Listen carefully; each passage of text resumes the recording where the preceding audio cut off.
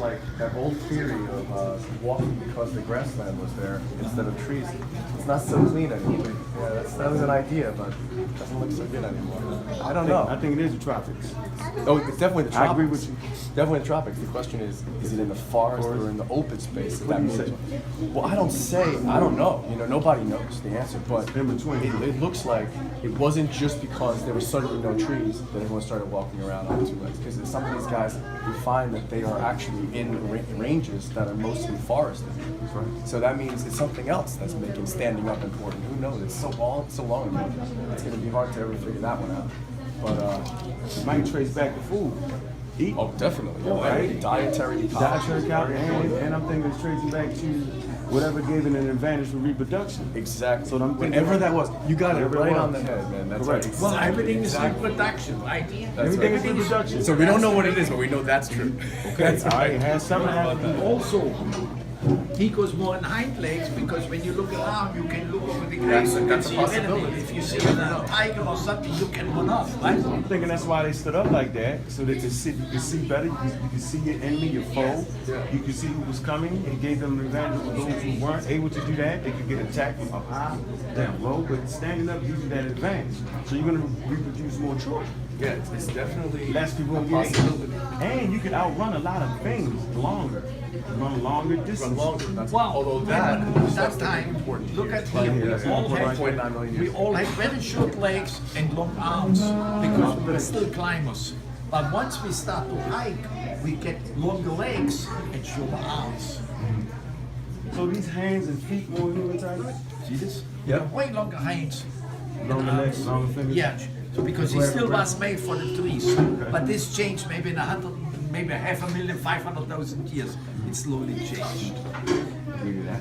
You got it? Yeah, But of once course, you I got start, it. once you start making tools and scavenging meat, okay, now you have like an evolution. Absolutely. So what we going back to 3.5 million years with the tools they found in Kenya? We're gonna go back Yes, to that? something like Say, this. I'm a little skeptical of 3.5. I stick with 2.6 until they show me more tools with some good I'm going evidence. to 3.5. So where else? I'm In always Africa, skeptical. where you going? Kenya and Tanzania and Kenya, Ethiopia Tanzania. are the main places we find fossils and we find the oldest ones. Now there is something to think about there though, that they're also looking there in Africa the most. So it could be somewhere else in Africa we have looked, and also the tropical forest areas. I mean that are tropical forests today.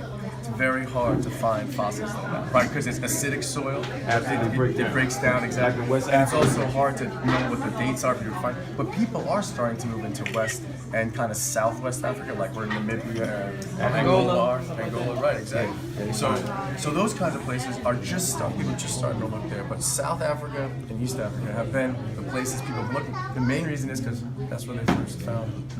And so we're in South Africa where we start to find our first symbolic thought. Am I correct in this?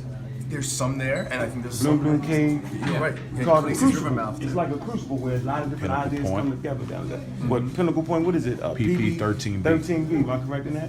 I don't know about that. Oh, you know about Pinnacle that. Oh, Point, look that's that up. old. That's Pinnacle where you got Point, that yeah. bird. That bird. PS5. It's like 164,000. You have an That's ice age, old. a glacial stage, 164,000. And so you know up here we get the oldest Homo sapiens sapien, right? Homo 1 man. Right. That's in here. Or archaic man, Homo adultus, which is archaic, right? And this ice age comes around, and they're traveling down here looking for food. And they find this spot right here. Okay, there's a lot of grubs, a lot of shellfish and stuff like that being exposed in the cave, right? And so these early Homo sapiens sapiens, because the rest of the planet is basically dry because of the ice age in this area right here. So they find this food, but this is where they find the symbolic thought. Look that up. Well, no, they also find it here and here.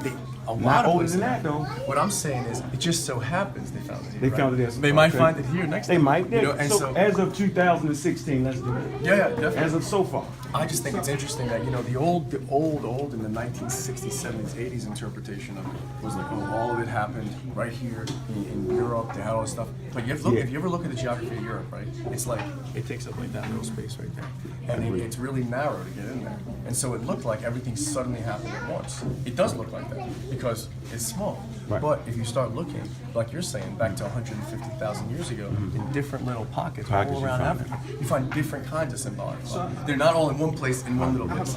Yeah, that's all right. So looking at the different ages that we have here on the skulls, for those who may say that the oldest human beings are in the Americas, are you finding the skulls within America with these particular features here, the sagittal crest or the protruding eyebrows or these different, which skull would more or less be closer to what you would find in the Americas as Ours. opposed to in Africa? Ours. And which The one oldest- skulls Say it would you, again, hold would you on. say?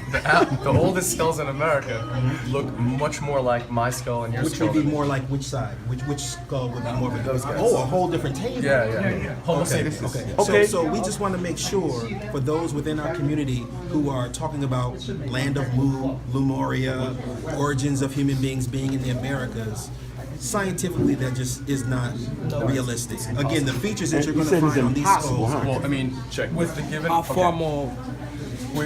I never say anything impossible. You can't say But impossible. 99.9999%. How about that? I mean, there's very few things I can say with that kind of certainty. I have a question. Yeah.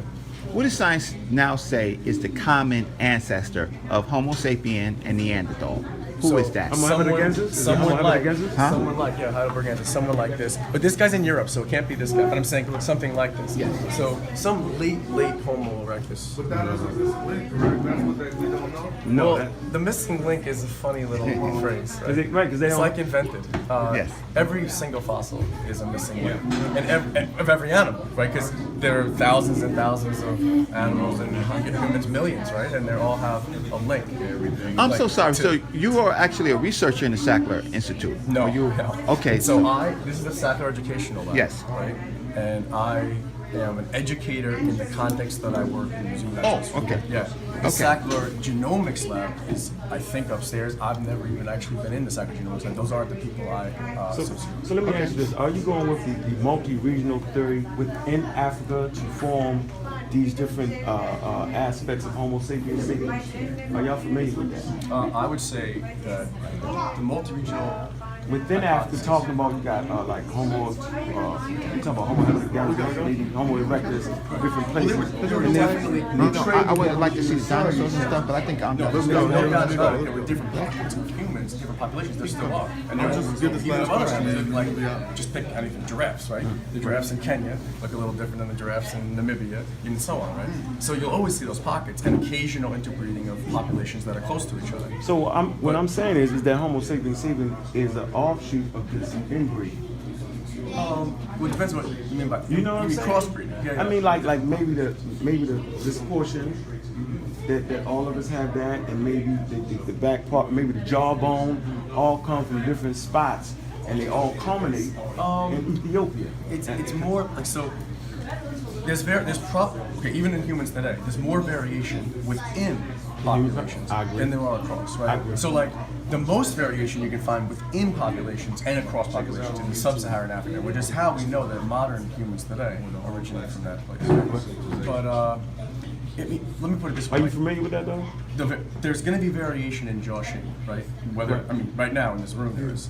It's going to be true that people are more likely to have the same genetic variance in a localized population. Oh no! Oh, sorry, you're listening. She works here, so I thought she'll tell me something. It's always going to be true that you see more similar variants within a population. You know what I mean? Like you and your family look more similar than you and somebody else's family. That makes sense, right? But so yeah, it's always possible that introgression of genes from outside. Because we're talking change about in something. Cameroon. Yeah. I think it's Cameroon when they find that that archaic DNA that went back in like 300,000 years, and they distinct it was Homo sapiens sapiens, but they realized it was really like an archaic human. And that lady, what was the lady's name? Which one? That Her brother took the test, and they found out. I think it was the Planck Institute or something like that. Max Planck. Max Planck Institute, and they were talking about that DNA went back 300,000 years, but it wasn't Homo sapiens sapiens. Right, that it was makes like sense. an archaic human. Right, that would And, make and you find the people, some of the Bush. I don't want to use Bush people, but the Khoisan. Khoisan. They had this archaic human within their DNA. So, Oh, I see what you're He saying. was Some so- kind of crossbreeding. some kind of crossbreeding, right? Yeah, Just but like probably low Neanderthal, level, right? Just like Neanderthal and Mayan. It's like, and so watch this. So, is this a true or false, right? I think it's false. I want to ask your opinion. Did Europeans come from there? Is Neanderthal European? Exclusive to European. Europeans, or are there some people? Wait, so Neanderthals lived from, let's just say, like Portugal to approximately the Middle East, like Iraq, Syria. North Africa. In right? Israel. Not really in North Africa, not Neanderthals. Israel, Israel. right? Israel. So yes, Iraq, Syria, Israel. I mixed Syria and Israel. Yeah, Syria.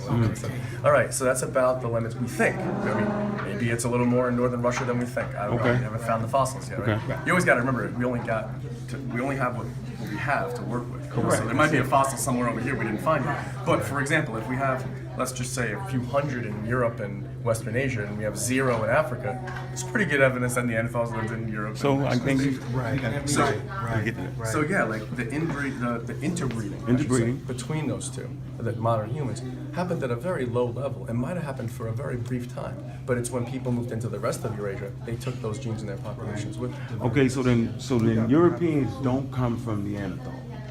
That's a misnomer. No.